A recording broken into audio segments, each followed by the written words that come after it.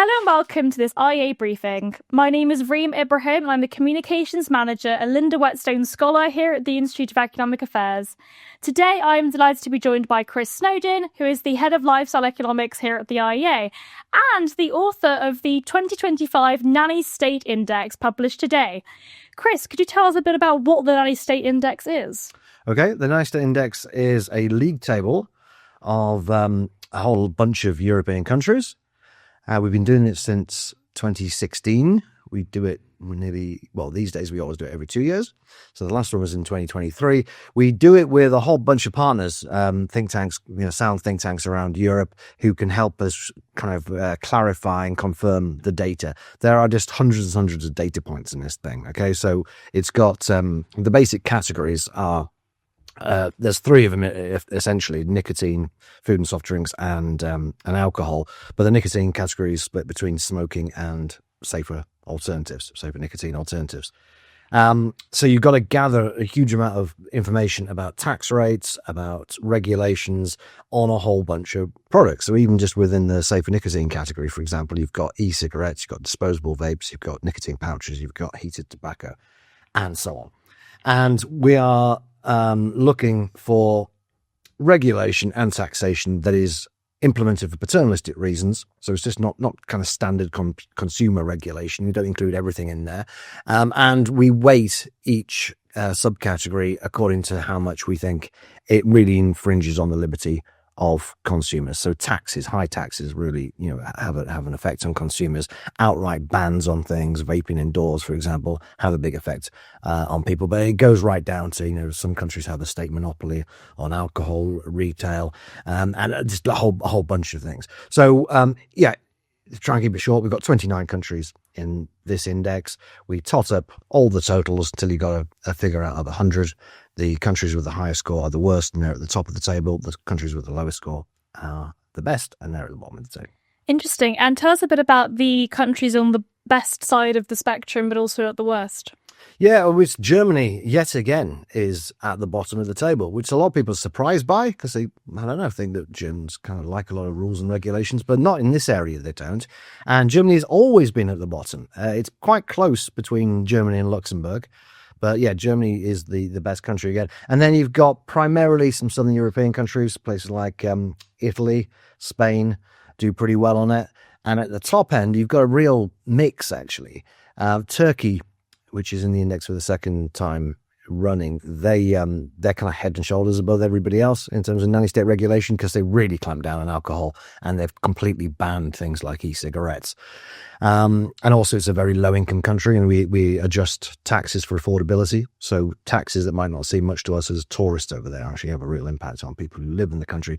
Then you've got Lithuania.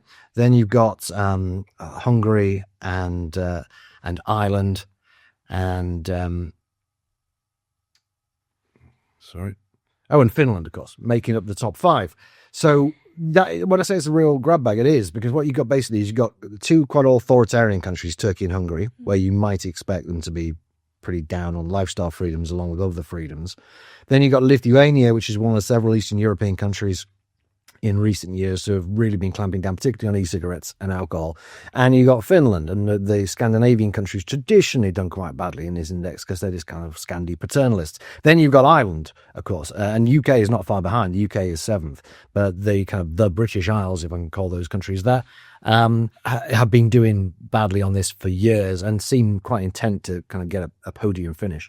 It's so interesting, actually, that there is that huge mix in terms of the countries that you'd expect to be quite authoritarian on these kind of issues. But of course, in what we would consider Western liberal democracies that are a lot more paternalistic and increasingly becoming more so. So let's think about the UK for a moment. In the Nanny State Index 2 years ago, the UK was 11th, and this year the UK has increased in its nanny statism up to 7th. Can you tell us why? Yes, and there's more to come. The main thing with the UK for a long time has been its very, very heavy-handed approach to smoking. It comes top in the smoking part of the index, and also really quite high taxes on alcohol, on tobacco, and also now on sugary drinks too. In addition to that, in the last few years, you've had more and more kind of anti-food or so-called anti-obesity legislation, and there's a lot more of that to come. So we've got the advertising bans coming in October. I think there's going to be a ban on buy one get one free coming in around about the same kind of time. And on tobacco, of course, we've got the tobacco and vapes bill coming in, which will start having teeth in 2027 when the next index comes up. So it almost certainly will go further up the table. There's a lot in the pipeline that hasn't hit, even the disposable vape ban. Okay, there's only, I think, 2 countries at the moment have a disposable vape ban. By the time the next index comes out, there'll almost certainly be loads of them. And this is kind of the story of the Nanny State Index. Because it's a league table, you can't, it's kind of constrained, right? So you can go, Germany's been the best country throughout. Well, actually, Germany's been getting worse all that time. It's just that other countries have been also getting worse. Basically, every country in the index has, to some extent, got worse since we started doing this in 2016, some of which have got worse really quite dramatically, including the UK. So no one should be complacent about being at the bottom end of the table. Everything's going in the wrong direction. The EU, from time to time, also brings in its own regulations which affect most of these countries. But there is still a big gap between the top and the bottom, which does show that domestic governments, it's a political choice, as I say, to do these things.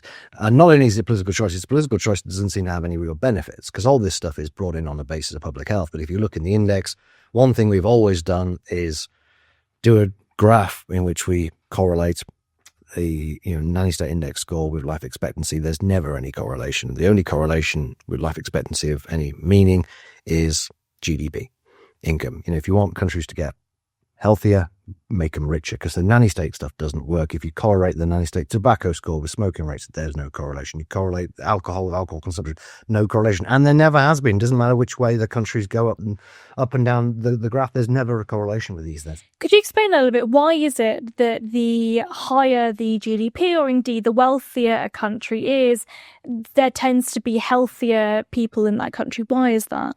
I think that's a very difficult question, actually, because there's a whole bunch of reasons there. Some of it might be down to actual healthcare provision to some extent, which of course the UK is very, very bad at, despite all the money we spend on it. But also it just tends to be the case that as you have less poverty in a country, you have less people drinking themselves to death and less people feeling inclined to smoke a great deal. And it's really as simple as that. The connection between poverty and poor health is extremely well documented. Fascinating. And what do you think is the most interesting finding from the Nanny State Index this year? Well, we always try and look for slivers of liberalization, and there are virtually none. Our partners in Finland were quite excited because the state monopoly on alcohol retail has been relaxed. So it was the case that groceries, kind of private shops, could sell alcohol up to about 4% So not proper lager, really. Do you know what I mean? And if you wanted to get a kind of normal 5% lager, you have to go to the state-owned shop. But that has changed, and now it's 8% or so. So that's something to celebrate for libertarians across Europe, I think, Reem. It's not all bad news. It's not all bad news, especially we've got Finland. That's really interesting. And the UK is obviously getting worse. What's interesting, I think, is that, of course, this does show that these aren't all policies that have been led by the European Union as an institution itself. These are all domestic policies. Why do you think this is happening, and why are we getting this trend? Because politicians... Well, there's 2 things. One is money. Let's face it, right? Especially since COVID, every country is scraping around to try and find more tax revenue. And by far the most popular nanny state policies with politicians are things that raise money. Okay, they don't need to even care about the supposed health consequences of these policies. It's just a nice way for them to get more money out of people, but at the same time saying this is for your own good, right? So that's why we're seeing so many taxes now on e-cigarette fluid. I think about 20 of the 29 countries now have a tax on e-cigarette fluid. This is obviously counterproductive from a health perspective, right? But they can just go, well, here's something new to tax. Sugar taxes similarly are picking up in popularity with governments, and the traditional taxes on alcohol and tobacco have also been rising very steeply in a lot of places, not least in Britain. So part of it is just basic greed by the state. Just financial greed. Yeah. But also you get the true believers, and you see places like the Netherlands, which still has its reputation, I think, a kind of legacy reputation of being a really tolerant country. It's not at all these days, because it's been taken over by a few fanatical politicians who are listening to a few fanatical single issue pressure groups. Whereas in places like Luxembourg and Italy and Germany, these people seem to be given short shrift, and rightly so. I think politicians, some of them are true believers. Some of them just think it's a good way of getting their name in the paper, or they want to be a world leader, or they want to get some award from the World Health Organization or something like that. But it's going to continue like that until these people are kind of publicly shamed. Until it's considered a mark of shame to be high up in the Nanny State Index rather than a badge of pride. I don't see how this is going to stop. Well, this is interesting, actually, from a public choice theory perspective. Politicians are incentivized to be seen to be doing stuff. Action bias, yeah. Action bias. And so, therefore, a lot of these paternalistic policies come as a result of governments being seen to be doing stuff. I mean, I think the tobacco and vapes bill in the UK is a really good example of that, where Rishi Sunak, the Prime Minister at the time, was effectively giving into a lot of the concerns around youth vaping and giving into a lot of the concerns about smoking rates. I think he himself probably saw this as his own kind of legacy when he implemented it when he announced it in the first place. And I think what's interesting is that politicians will be seen to be doing good stuff, and that is paternalism, and they're seen to be protecting public health or implementing regulations in the name of public health. That's what that looks like. So I think you're absolutely right. Countries need to start seeing a high score on the Nanny State Index as a mark of shame. Chris, thank you so much for joining me today. Thank you to all of you for watching and listening. If you would like to see the full Nanny State Index, then do check out nannystateindex.org.